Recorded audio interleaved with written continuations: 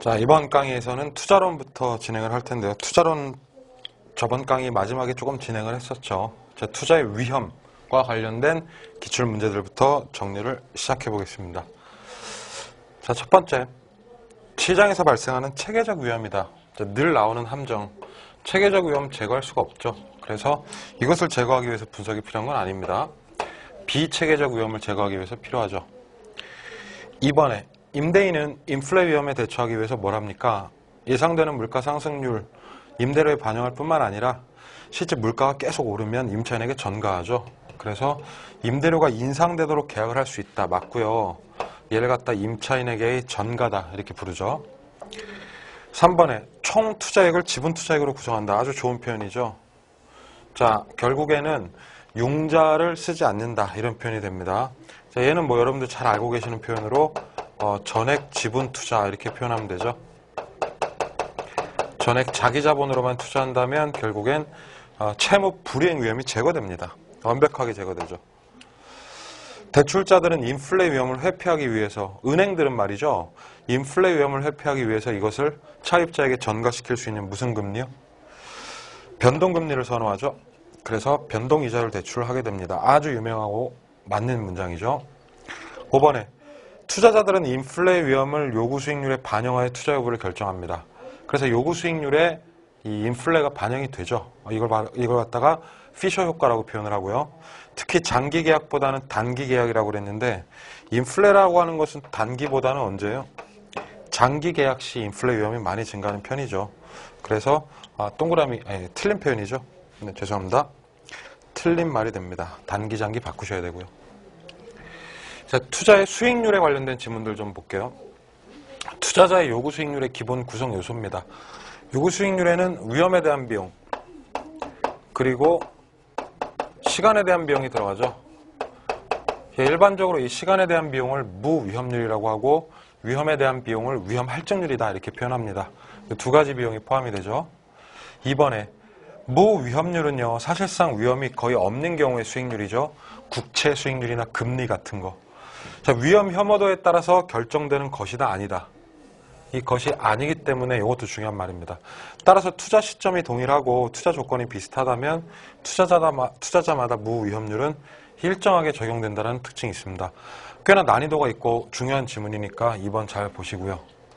3번에 투자의 위험도에 따라서 할증이 되는 거죠. 그러니까 위험 보상률 해도 됩니다. 자, 맞습니다. 위험 대가, 위험 할증률, 위험 프리미엄 등으로 표현이 됩니다. 4번에 요구 수익률을 결정하는 데 있어서 감수해야 하는 위험 정도에 따라서 위험 할증률을 어떻게 해요? 차감하는 게 아니라 더해 나가는 거겠죠. 틀린 문장이네요. 5번에 위험과 수익의 상세관계. 특히나 이 위험이라고 하는 것은 요구 수익률을 높여줌으로써 잘라낼 수 있죠. 그래서 위험과 수익은 항상 비례한다는 것을 의미합니다. 아주 기초적인 문장이고 중요하죠. 5번 틀렸고. 자, 투자 수익률 얘기 계속 한번 해보자면 투자 결정을 할 때는 투자자들은 기대 수익률과 요구 수익률을 비교합니다. 기본적인 얘기죠. 자, 투자 대안의 기대 수익률이 어떤 경우에? 큰 경우에 투자를 하게 됩니다. 맞는 말이고요. 7번에 어떤 부동산에 대한 투자자의 요구 수익률이 기대 수익률보다 큽니다. 자, 요구가 크면은 일단은 투자 안 하죠. 투자 기각됩니다. 부동산에 대한 수요가 낮아지고 부동산의 가격도 떨어지고 점점 싸지죠. 점점 싸지기 때문에 투자에 대한 기대 수익률은 점차 이번엔 상승한다라고 보셔야 됩니다. 자, 그러니까 얘를 갖다 쉽게 푸는 방법이 있는데 먼저 요구 수익률이 현재 기대 수익률보다 큰 상황이죠. 이런 조건이 나왔다면 정답은 무조건 지금 현재 수준에서의 기대 수익률이 점차 올라가게 된다가 정답이에요. 그래서 결국 균형을 찾을 때 균형 투자가 이루어지는 거죠. 자, 이렇게 기대가 낮으면 점차 기대가 올라간다가 정답이 되겠고, 기대 수익률이 크다 그러면 점차 기대 수익률은 낮아진다 이렇게 고르시면 됩니다. 자, 우리 시험에 기출되었던 문장이죠. 8번에 투자 가치는 대상 부동산에 대해서 투자자가 느끼는 주관적 가치입니다. 9번에 위험이 커지면 요구 수익률이 증가하는 거 맞죠? 투자 가치는 순수익을 요구 수익률로 나눕니다. 따라서 요구 수익률이 커질수록 투자 가치는 하락하게 되죠. 더 쉽게 보자면 뭐냐면 위험이 커지면 최종적으로 투자 값어치가 별로 없는 거예요. 하락한다 이런 식으로 이해하시면 되고요. 10번에 투자 가치는 요구 수익률 분의 예상 순수익이다. 공식 정도 기억하고 있는 게 좋습니다. 특히나 요구 수익률로 나눠준다는 거 잊지 마시고요. 투자 가치가 시장 가치보다 어떨 때 투자합니까? 커야 투자하죠. 투자 가치에 대한 기본적인 얘기들 나왔었네요. 위험에 대한 투자자의 태도 한번 살펴봅시다. 1번, 기대 수익률이 동일하다면 위험이 낮은 거 선택하는 게 이게 인지상정입니다. 인지상정. 위험을 근본적으로 사람들은 싫어하죠. 이런 성향을 위험 회피적 성향이라고 합니다. 2번에 투자자가 위험을 회피한다? 위험이 있으면 가급적 투자하기가 좀 그런데 그런 의미인데 지금 보시면 이 중요한 문장이죠. 위험을 전혀 감수하지 않는다? 그건 아니죠. 그건 아닙니다. 그러면 뭘 감수할 수 있냐? 자, 3번 문장이 바로 그거죠. 회피형 투자자라고 할지라도 무슨 위험이나 체계적 위험 피할 수 없는 것 또는 대가만 정말 확실하다면 까짓 거 이 정도는 감수할 수 있다라는 얘기가 됩니다. 그래서 맞는 문장이 되죠. 회피형 투자자 중에서 공격적인 투자자 얘기 나오죠. 이 공격적인 투자자랑 보수적인 투자자 나오는데 공격적인 투자자는 일반적으로 위험이 높더라도 수익이 높은 투자를 선호하는 편입니다. 이게 바로 공격적이다라는 것의 의미죠. 5번에 동일한 위험에 대해서 회피형 투자자 중에서 보수적 투자자입니다. 자, 보수적 투자자는 보수를 더 요구한다 이렇게 외우세요. 보수적 투자자는 공격보다 요구 수익률 수준이 높은 편이다. 더 요구한다. 이렇게 기억을 하셔야 됩니다. 자, 위험을 처리하고 관리하는 문제 한번 살펴볼게요. 시험에 꼭 나오는 부분이죠. 위험 조정 할인율법 반드시 외우도록 하겠습니다. 기본적으로 위험 조정 할인율이라고 하는 건 무슨 뜻입니까? 바로 요구 수익률을 의미하죠. 그래서 위험이 커짐에 따라서 이 요구 수익률을 높여가는 방법이다. 높은 할인율이죠. 네, 아주 중요한 문장입니다. 2번에 관리 방법으로서는 요구 수익률 얘기 나오죠. 자, 위험을 관리하면 자신의 요구 수준을 항상 높여야 됩니다. 아주 유명한, 아주 중요한 얘기요. 민감도 분석, 평균 분산 분석 등을 할 수 있죠. 회피하는 방법이죠. 이렇게만 보시면 될 것 같아요. 회피라는 문장이 나오면 이것은 항상 제외다. 그래서 맞습니다. 두 가지 연결을 잘 해놓으시면 되겠습니다. 4번에 물가 상승률만큼 아까 했죠. 이 문장. 임대료가 인상되는 것은 임차인에게 위험을 전가시키겠다는 의미가 된다. 5번에 투자에서 발생하는 위험의 일부를 보험회사 등에 전가하기 위해서 가입을 하는 거죠. 그래서 우리가 보험을 위험의 전가라고 부릅니다. 투자 효과를 분석하는 모형의 투입 요소가 변화함에 따라서 그 결과가 얼마나 민감한 영향을 받는가. 자, 이것을 보는 게 바로 민감도 분석이죠. 민감도 분석하셔도 되고 다른 말로 감응도 분석이다 이렇게 얘기를 해도 되죠. 둘 다 됩니다. 민감도, 감응도 정리해 두시면 되고요. 평균 분산 지배 원리에 관련된 지문들 좀 보겠습니다. 투자 안에 위험과 수익을 평가한다. 그게 바로 평균 분산법이죠. 맞습니다. 여기서 말하는 평균은 당연히 외우셔야죠. 수익률이라는 뜻이고 분산은 위험이라는 의미가 됩니다. 2번에 따라서 수익률이 같다. 수익률이 같으면 위험이 어떤 거요? 작은 투자안이 유리하다.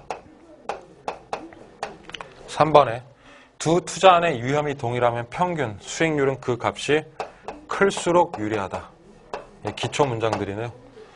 4번에 효율적 프론티어. 효율적 프론티어는 동일 위험 수준에서 최고의 기대 수익을 나타내는 곡선들이죠. 자, 이렇게 그려집니다. 우상향하면서 그려지죠.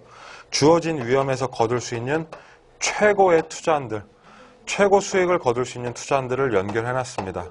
이 투자안들은 같은 위험 수준에서 아래에 있는 모든 투자안을 지배하죠.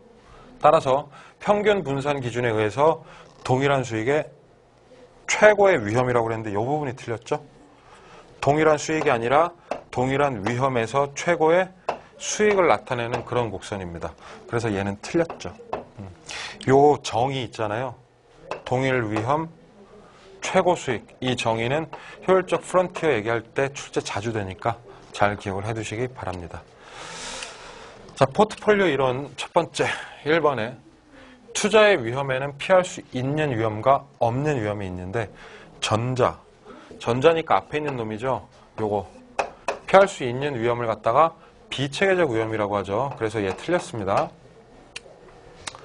포트폴리오 분산 투자를 통해서는 비계만 제거할 수 있죠. 따라서 체계적 위험은 상쇄시킬 수 없다. 3번에 구성자산을 무한하게 늘리기만 한다면 통계적으로 이 비체계적 위험은 100% 제거할 수도 있다. 따라서 포트폴리오 위험을 체계적 위험이라고 부르죠. 자산수를 무한하게 구성하면 지금 했죠. 결국 포트폴리오에 남는 위험은 뭐밖에 없다? 체계적 위험밖에 없습니다. 그래서 총 위험 이꼴 체계적 위험이다. 이렇게 정리하고 계셔야 돼요. 5번에 위험이 증대되면 요구가 증가하는데요. 이때 위험이 바로 뭐냐 얘기예요. 사람들은 어떤 위험에 대한 대가를 바라냐면 본인이 컨트롤할 수 없는, 즉 어떤 위험이요? 체계적 위험에 대한 대가를 바라는 겁니다. 요거 비계라고 헷갈리시는 분들 많으신데 위험이 증가할 때 요구가 증가하죠. 근데 그 위험은 체계적 위험입니다. 정리 잘 해두시기 바랍니다. 포트폴리오에 편입되는 투자안의 수를 늘리면 자, 위험이 줄어들죠. 자, 그런데 이 체계적 위험이 줄어드는 게 아니죠. 얘가 틀렸죠. 그래서 얘를 포트폴리오 효과라고 하는데 틀린 문장입니다. 비체계적 위험이다. 이렇게 얘기를 해야죠. 계속해서 포트폴리오 문장들 한번 볼까요? 7번에서 이제 상관계수 얘기 나오네요. 자, 이 표현은 아주 관용적으로 외워두셔야 됩니다. 수익률의 움직임이 유사하다. 수익률의 움직임은 우리가 네 글자로 상관계수라고 표현하죠. 자, 이렇게 표현을 하고 유사하다는 말은 상관계수가 어떻다는 얘기, 이게 포인트예요. 유사하다는 건 상관계수가 큰 이런 뜻입니다. 즉 플러스 쪽에 가까운 게 유사한 거예요. 움직임이 비슷할수록 상관계수가 커지죠. 자, 어쨌든 간에 이러면은 포트폴리오 효과는 좋지 않다가 정답입니다. 두 자산의 상관계수가 굉장히 크다는 것을 의미를 하고요. 수익률의 움직임이 반대가 된다는 것은 상관계수가 거꾸로 작다 또는 마이너스 쪽이라는 걸 의미합니다. 기본적으로 상관계수의 정의 익혀놓으시기 바랍니다. 8번에 포트폴리오 구성자산의 수익률의 분포가 여기 나왔네요. 완전한 양이다. 자, 아주 중요한 표현이에요. 완전한 양을 플러스 뭐라고 그래요? 1이라고 하죠. 그럼 플러스 1이 되면 비체계적 위험 0까지 줄일 수 있습니까? 아니요. 자, 플러스 1이면 뭐라고 그래야 돼요? 포트폴리오 분산 효과가 전혀 없다. 전혀 없다라고 얘기를 해야 됩니다. 그래서 틀린 거고. 9번에 거꾸로 나왔네요. 완전한 무슨 상관계수요? 음이죠, 이번엔. 자, 이럴 경우에 음의 상관계수 있을 때 분산 투자를 하면 체계적 위험을 0까지 줄일 수 있다 했는데 아니 완전한 음이면 위험이 완전히 제거돼요. 근데 또 헛소리하고 있죠. 체계적 위험이 아니라 비체계적 위험을 0까지 줄일 수 있는 거예요. 그래서 이 문장 조심하셔야 됩니다. 이 틀린 문장이에요. 10번에 두 자산으로 포트폴리오를 구성을 한다. 포트폴리오에 포함된 수익률의 상관계수가 오케이 마이너스 1 완전한 음의 상관계수네요.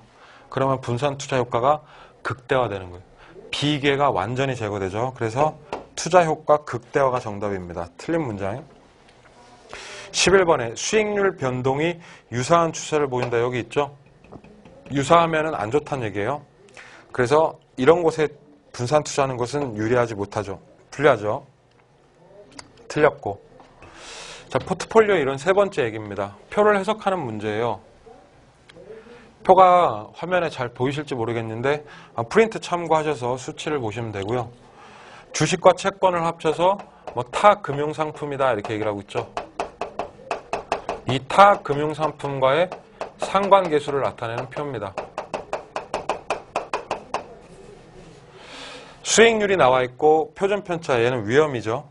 의미를 부여하자면 요놈 수익률 나왔고 표준편차 요놈 위험 나왔고 여기 상관계수 나왔고 수익률은 클수록 좋고 위험은 낮을수록 좋고 상관계수는요 작을수록 좋죠. 한번 따져봅시다.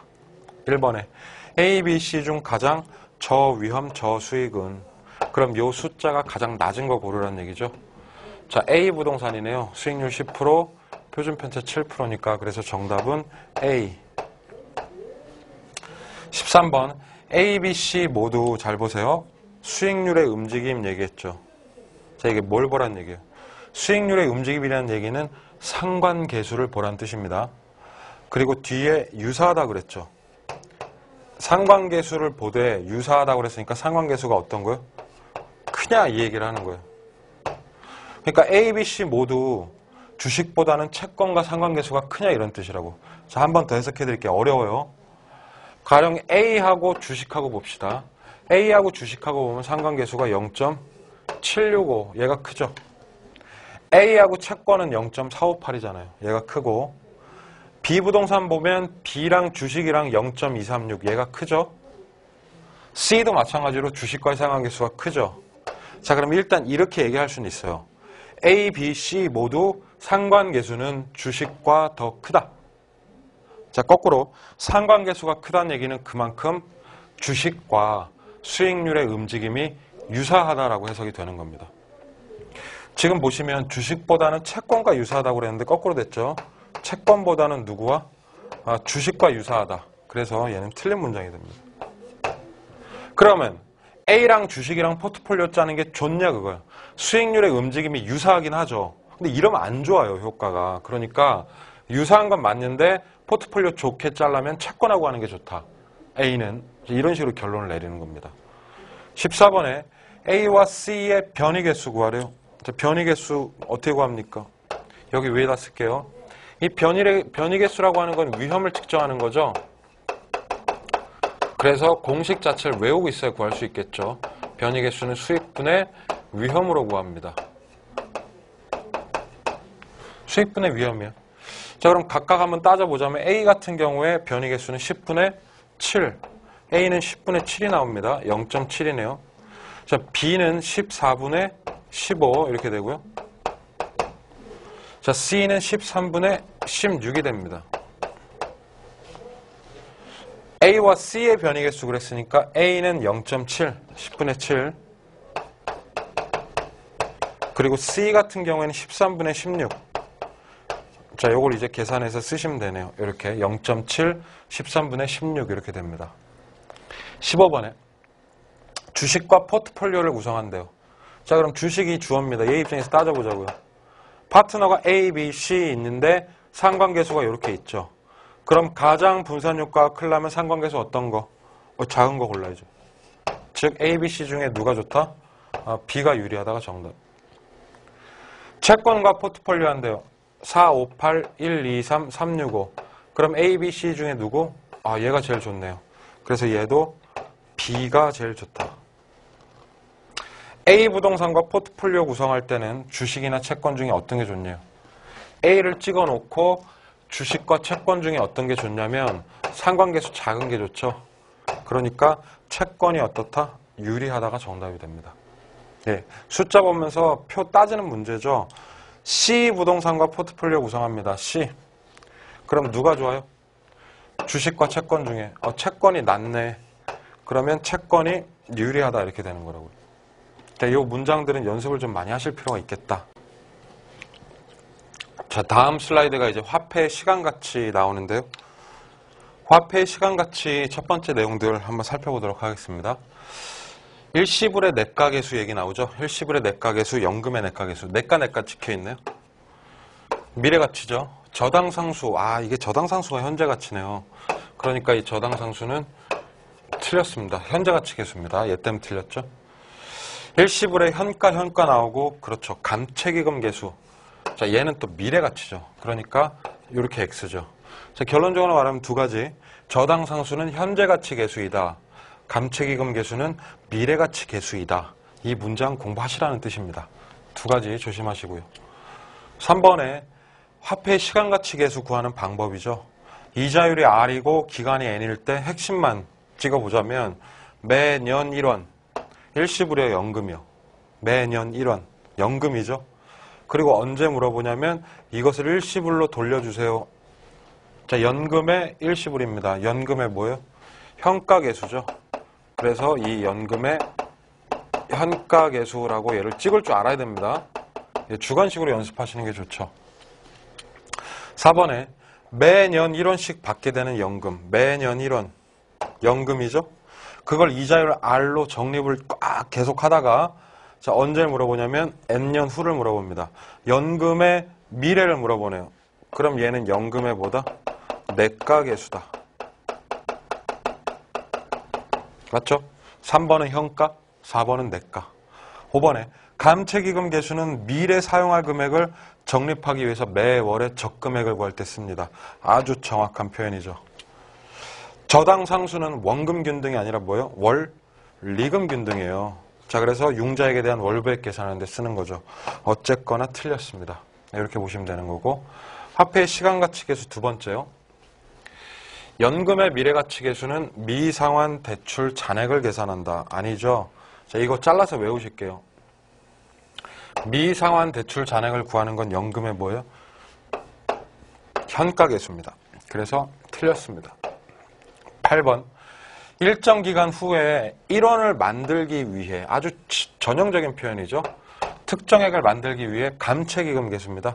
그래서 여기 틀렸네요. 감채기금 계수이고 그 역수는 연금의 내가계수이다. 이렇게 돼야 되겠죠. 네, 기출문장 아주 유명한 기출문장이죠. 틀렸습니다. 1억 원의 담보대출을 10% 고정금리 20년 원리금 균등으로 맞습니다. 매년 지급해야 될 원리금을 구하세요. 그럼 정답은 저 융자 받은 1억 원의 저당 상수를 곱하면 되는데 문제는 1억 원 나누기라고 돼 있단 말이에요. 그럼 곱하기 저당 상수의 역수를 써야 되죠. 그래서 나누기 뭐예요? 연금의 현가계수 하시면 됩니다.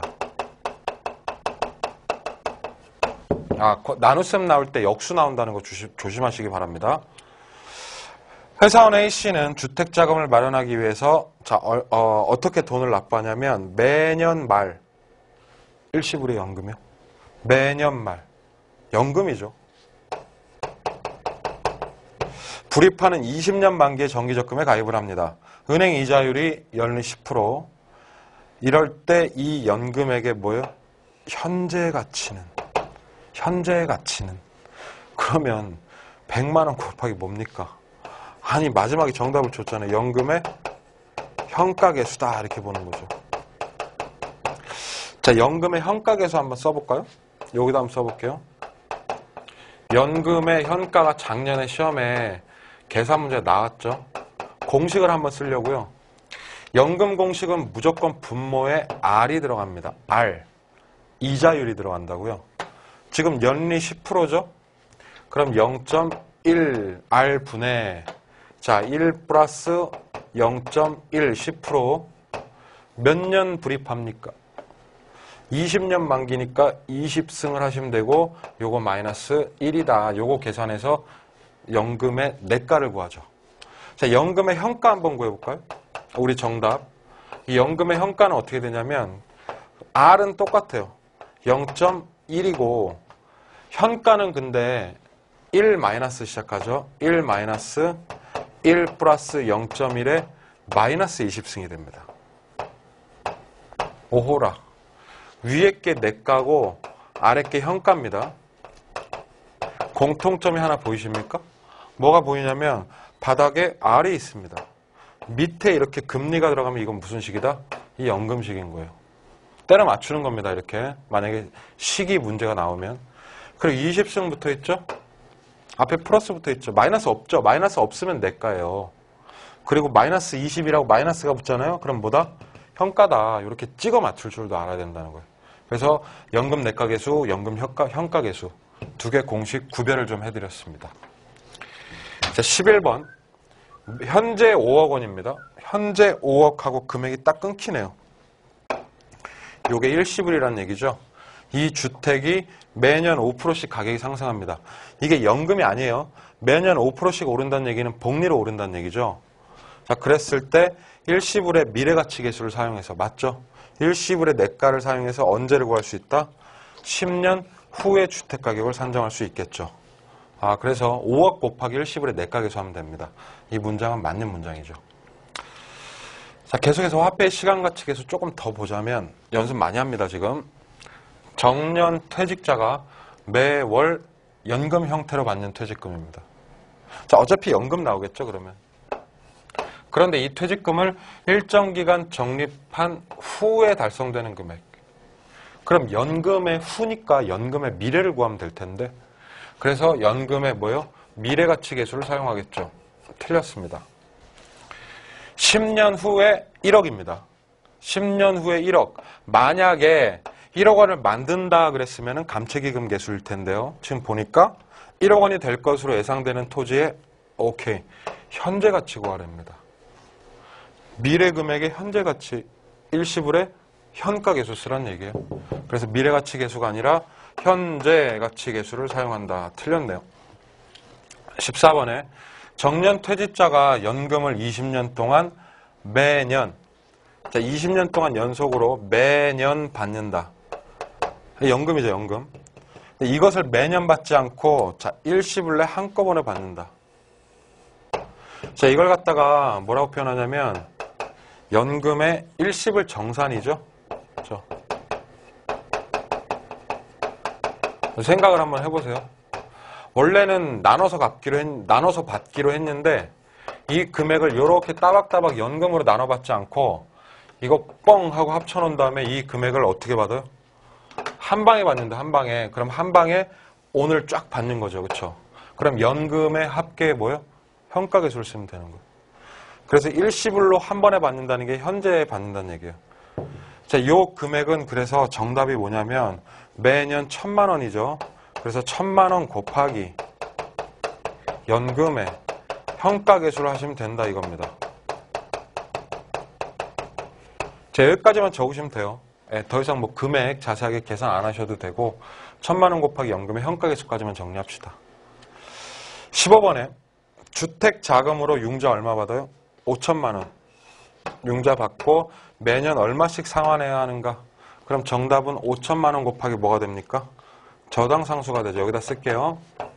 5,000만 원 곱하기 저당상수입니다.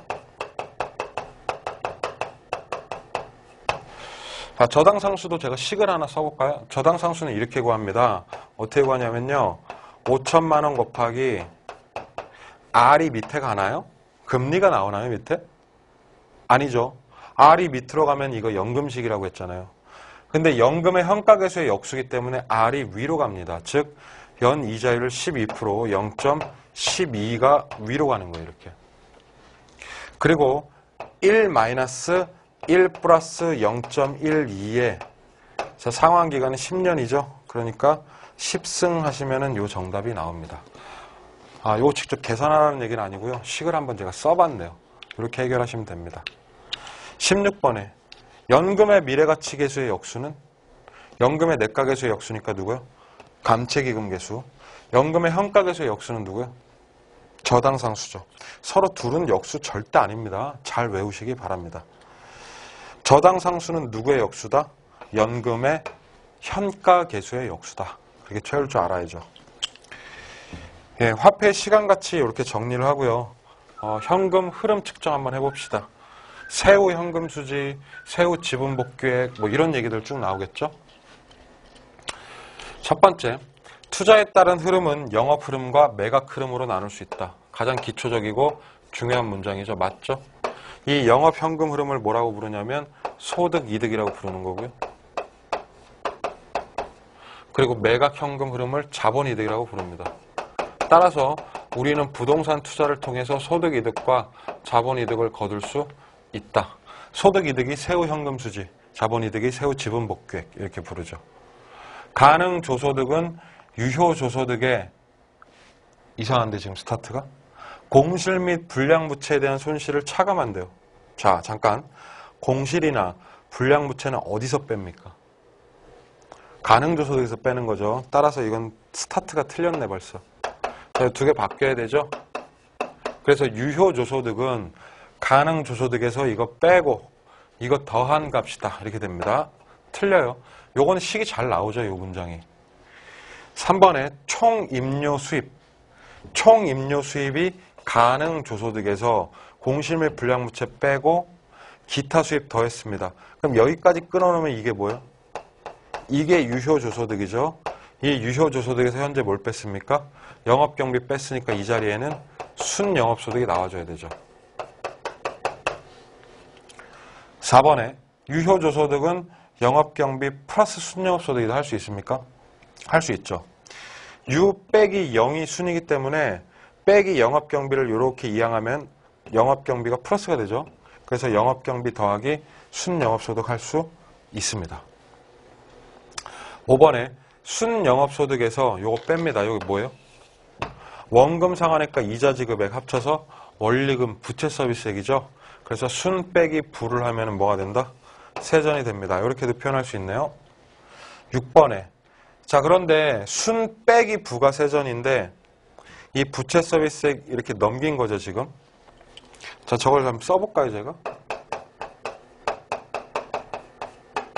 식은 원래 식은 이거죠. 자 그러면 순영업소득은 어떻게 구하냐는 얘기.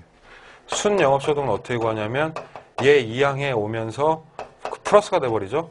그래서 부채 서비스액 더하기 뭐가 된다? 세 전 현금 수지가 됩니다.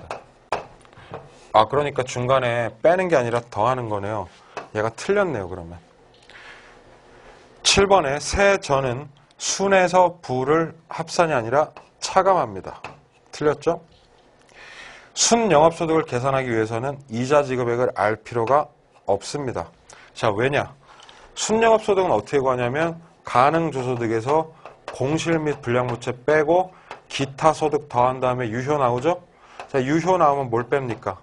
영업경비만 빼면 되잖아요. 그럼 순이 나오는데 여기 이자가 어디 들어가요? 이자 필요 없죠?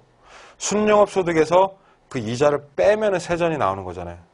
그러니까 세전 현금 수지 구할 때는 이자가 필요한데 순영업소득은 이자를 알 필요가 없다. 짧고도 어려운 문장입니다. 자, 현금 수지 측정 계속해서 문장들 볼게요. 9번. 영업경비에 임대소득에 대한 소득세 포함됩니까? 아, 유명한데 이것도. 소득세는 포함되지 않는다. 세금은 뭐가 포함돼요? 재산세가 포함된다. 기억하셔야죠. 10번에 영업경비에는 재산세 포함됩니다. 동그라미. 감가상각비 안 들어가. 자 그래서 얘가 틀린 문장이죠. 공부감소 안 들어가죠. 공실 및 불량부채, 부채 서비스액, 감가상각비, 소득세 불포함. 순과 세전은 동일할 수 있다. 언제? 부채가 없으면. 그렇죠? 부채가 없다는 얘기는 전액 지분 투자하면 같아질 수 있습니다. 총 투자액과 지분 투자액이 같다. 이 말은 지금 했던 융자가 없습니다. 부채가 없죠. 그럼 순하고 세전은 뭐다? 같아집니다. 13번에 과세 대상 소득이 적자네. 세금을 때리려고 과세 대상 소득을 구해보니까 마이너스. 자, 그러니까 이 표현은 왜 쓰는 거예요? 적자라는 말은. 자, 이것이 바로 소득세가 제로라는 얘기죠. 자, 또는 아예 비과세 대상자예요. 그러면 세금 낸다, 안 낸다? 안 냅니다. 세금을 안 내기 때문에 세금 내기 전과 세금 낸 후가 어떻다? 같아요. 세금 안 내잖아요. 그러니까 같다죠. 어려운 문장입니다. 틀린 얘기고. 14번에 원금 지급분은 과세합니까? 원금은 지분을 형성해 주기 때문에 과세해 줍니다. 과세합니다. 그리고 이자 지급분은 공제 혜택이 있죠. 과세 대상에 포함되지 않고 공제 대상에 포함됩니다. 은근히 어려워 표현이. 15번. 영업소득세를 계산하기 위해서는 건물의 감가상각비를 알아야 되죠. 이 감가는 영업소득세 산정 과정에서 공제 혜택이 있죠. 자, 여러분 아시는 순대 이감도 있고 또 세대 원감도 있잖아요. 자, 제가 지금 쓰고 있는 거는 과세소득을 구하기 위한 공식이죠. 순 플러스 대 마이너스 2 마이너스 감이고 세 플러스 대 플러스 1 마이너스 감이죠. 대체 충당금 과세하는 거고 이자는 공제하는 거고 원금은 과세하는 거고 감가 공제, 감가 공제. 그러니까 감가 꼭 알아야 돼요. 그래서 15번까지 정리해서 현금 수지의 측정이 나와 있습니다. 자, 계속해서 조금 더 볼 텐데요. 매도하는 거는 공식 잘 외우셔야 됩니다. 16번에 매도 과정 한번 볼게요. 매도 가격에서 매도 경비를 빼면 순 매도액이 된다. 식 그대로 외웁니다. 매도, 매도, 순매도 맞습니다. 순 매도액에서 뭘 뺍니까? 잔금을 빼죠. 자, 정확히 말하면 미상환 저당 잔금을 차감한다. 잔금이라고 외우셔도 돼요. 미상환 저당 잔금. 세전 지분 복귀액에서 세금을 빼는데 말이죠. 이게 영업소득세가 아니네. 처분이잖아요, 지금. 그러니까 자본이득세 또는 양도세죠. 그래서 얘는 틀렸습니다. 용어 조심하시고. 매각 시점에 잔액이 없어요. 잔금이 없어요, 잔금이. 그러면 세전 흐름과 그리고 순 매도액은 같아진다. 왜냐? 순에서 잔금을 빼면 세전인데 잔금이 없잖아요. 그러니까 두 개가 같아질 수도 있죠. 자, 그래서 기본적으로 현금 수지 매도 과정 얘기를 했고요. 이 투자 분석 기법 얘기는 계속해서 다음 강의에 이어드리도록 하겠습니다.